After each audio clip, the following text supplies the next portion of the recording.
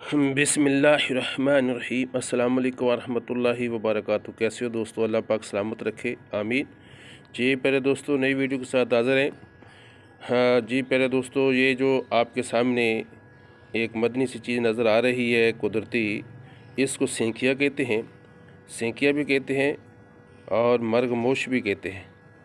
कताल, ज़हर आदम और इसके अलावा इसको संग कहते हैं, शक कहते हैं, रही भी कहते हैं और तराब बाग भी कहते हैं, संबल खार वगैरह। और इस आम नाम जो है वो सिमल फार या सेंकिया के नाम से ये जाना जाता है। आर्सेनिक भी इसको कहा जाता है इंग्लिश के अंदर, और इन नामों से इसको मसूम किया जाता है।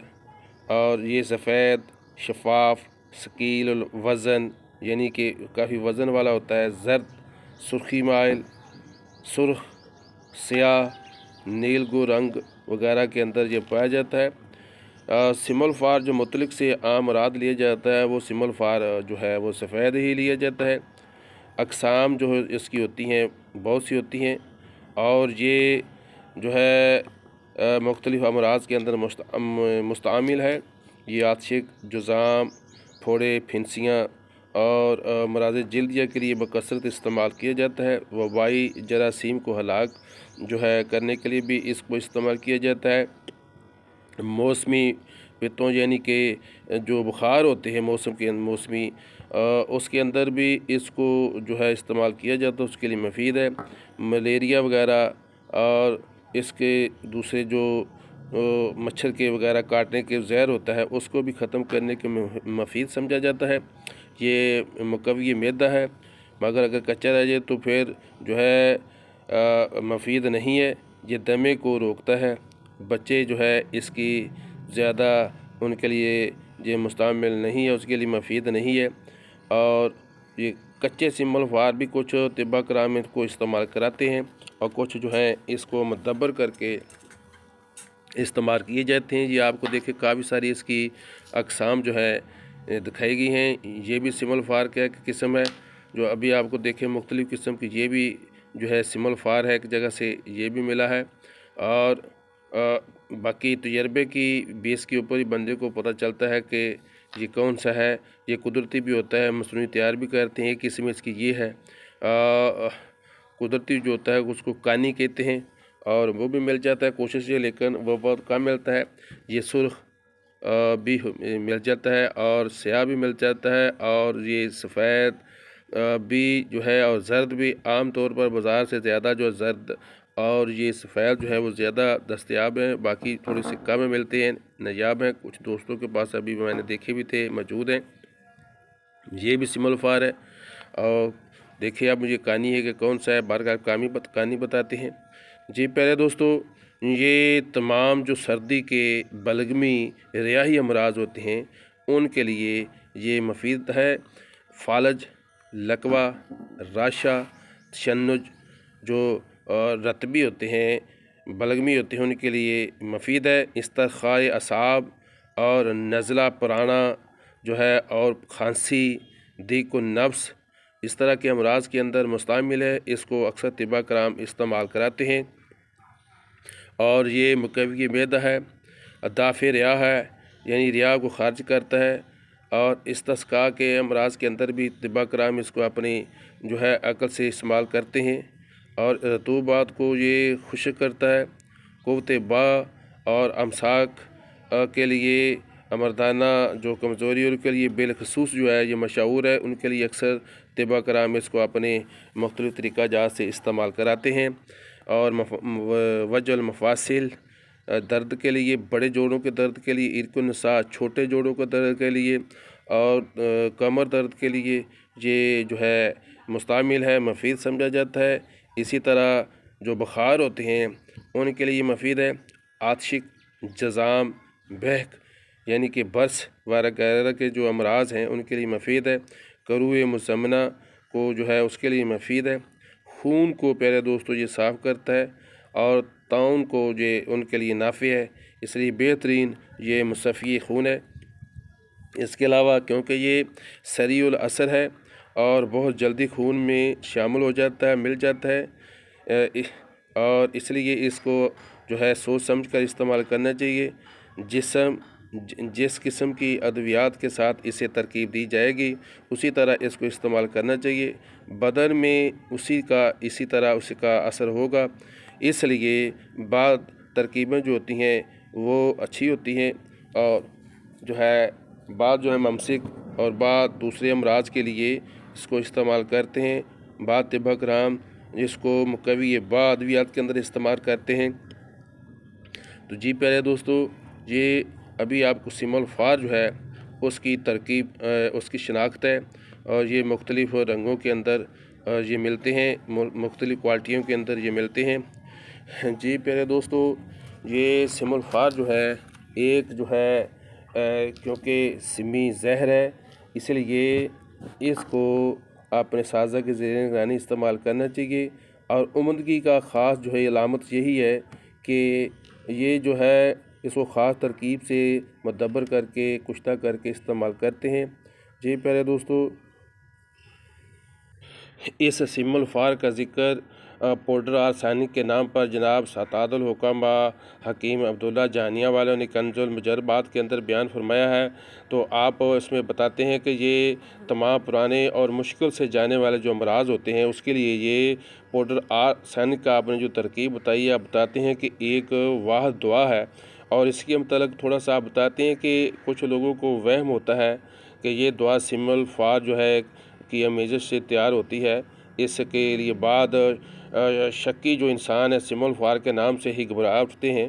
तो इस वहम को दूर करने के लिए चंद सतूर कलब बंद करते हैं और आप जो है सिमल फार के नाम से जो घबराते हैं उनको मालूम करना चाहिए कि बताते हैं कि सिमल फार जो है जहर है, मगर इसकी कलील थोड़ी मकदार जो होती है वो इस्तेमाल करने से नुकसान नहीं देती बल्कि बेशुमार जो होते हैं उनसे फ़वायद हासिल होते हैं।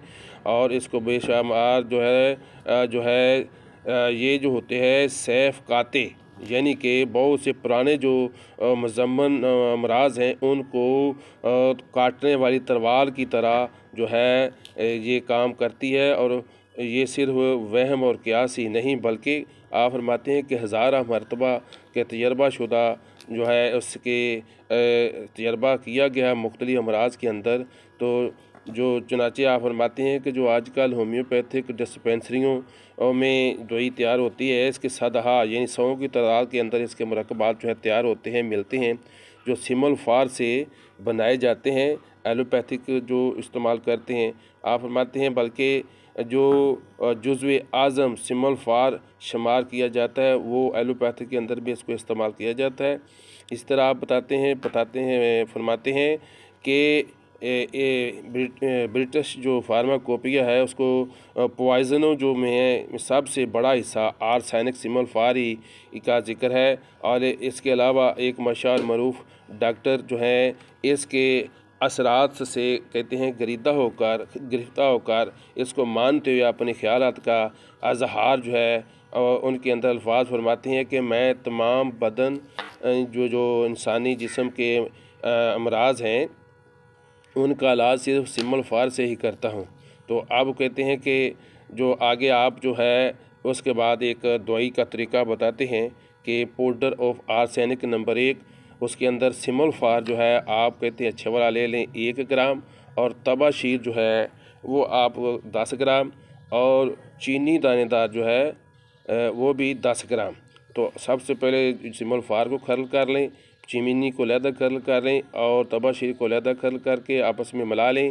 तो आप उसके अंदर बताते हैं कि ये 6 से 8 घंटे मुसलसल ज़ोरदार हाथों से खरल करके इसको आप अपने पास दवाई को संभाल कर रख लें। ये आपका आर्सेनिक पाउडर नंबर 1 तैयार है।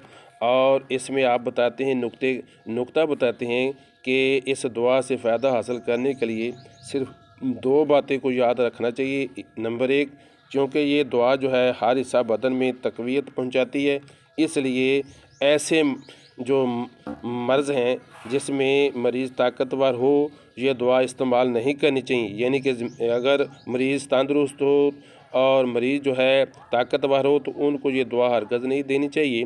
दूसरा आप ये बताती हैं कि हर बीमारी की इब्तदा में क्योंकि फ़ायदा जो है दवाई नहीं देती लिहाजा जब मरीज़ कमज़ोर हो और मर्ज़ जो है पुराना मज़म्मन हो, तो ख़ासकर ऐसे मौक़ों पर जब बहुत सी अद्वियात इस्तेमाल करने के बाद मायूसी सी हालत हो चुकी हो, तो ऐसे वक्त में ये दवाई जो है आब हयात का काम करती है। तो अब जो है आप वो इसके फ़वाइद भी बताते हैं कि जो नंबर 1 दवाई ऊपर वाली सिमल्फार 1 ग्राम, तबाशीर 10 ग्राम और चीनी जो है 10 ग्राम जो है, इसको 8-10 घंटे खर्च करने के बाद जो दवाई तैयार हो गई है, आप इसको ज़ोफ़-ए-बा और जल्द के लिए मुफीद बताते हैं। आप बताते हैं कि 1 से 2 हफ़्ते इस्तेमाल करने से जिस्म के अंदर एक नई सी क़ुव्वत जो है महसूस होती है। बवक़्ते सुबह 1 रत्ती मक्खन या बलाई के अंदर खिलाना और ऊपर से दूध घी का ज़्यादा इस्तेमाल करना, ये ज़ोफ़-ए-बा वगैरह कमज़ोरी जिस्मानी दर्दों के लिए मुफीद है। इसके अलावा इसी दवा को आर्सेनिक नंबर 1 को दमा खांसी के लिए आप मुफीद बताते हैं और उसके लिए आपने को 2 तजर्बात में मरीज़ों के भी बताए हैं कि उनको काफ़ी अरसे से दमे का आर्ज़ा था, तो उसको चंद दिन में ये खुराकें दी गई इसकी खुराक की, इस दवाई की, तो दमा और खांसी वो जड़ से ख़त्म हो गए। इसी तरह प्यारे दोस्तों, नौबती बुखारों के लिए आप मुफीद बताती हैं कि नौबती बुखार जो है दूसरे दिन का तीसरे दिन का जो बार बार उतर कर चढ़ जाता है फिर आता है, उसके लिए बुखार आने से जो है आधा घंटा जो है वो पहले इसको मक्खन के अंदर या जलेबी के अंदर 2-3 लुकमे बनाकर इस दवाई की जो है 1 रत्ती खुराक खिलाने से उम्मीद है कि इंशाल्लाह कहते हैं कि चंद रोज़ से बुखार जो होगा वो रुक कर बार बारी का जो आता है, लर्ज़े का जो बाहर आता है, वो इंशाल्लाह ताला बुखार नहीं आएगा। नौबती दर्दों के लिए भी आप बताते हैं जो साबित दर्दें होती हैं इसके लिए दर्द उसाबा, पसली का दर्द, जोड़ों का दर्द और इसके अमूमन सर्दी के जिससे ज़्यादा लगती है, इन सब अमराज के लिए जो है एक खुराक जो है दर्द आने से या तकलीफ़ महसूस होने से आधा घंटा पहले कोई चरब सी मुरगन ग़िज़ा खाने के बाद इसकी एक रत्ती खुराक ले ली जाए, ऊपर से चाय या दूध नीम कर पिया जाए तो मुफीद है। फालज, लकवा, इस्तरख़ा के लिए भी मुफीद बताते हैं। इसके अलावा तबीब मालिज जो है अपनी अकल से, शऊर से इसको अमसाक के लिए, दर्दों के लिए, कुव्वत-ए-बा के लिए और कुदरती अमसाक के लिए मुख्तलिफ़ तरीक़े से इसको इस्तेमाल दूध, घी और मक्खन इस तरह से मुरगन ग़िज़ा के बाद इस्तेमाल करवा सकते हैं। जी प्यारे दोस्तों, कोशिश करेंगे वीडियो लंबी होगी कि ये फ़वाइद इसके बेशुमार हैं, दूसरे पार्ट के अंदर थोड़े बहुत फिर अगर मौका मिला तो बताएंगे। जी प्यारे दोस्तों, ये था सिमल्फार, उसकी कुछ शनाख्त और कुछ चंद एक फ़वाइद दो में याद रखें, फिर दोबारा हाज़िर होंगे। तब तक के लिए इजाज़त दीजिए। दुआओं का तालब, बंदा नचीज़, खादम हुक्मा हकीम मोहम्मद लतीफ़ कादरी। अस्सलामु अलैकुम व रहमतुल्लाहि व बरकातुहू।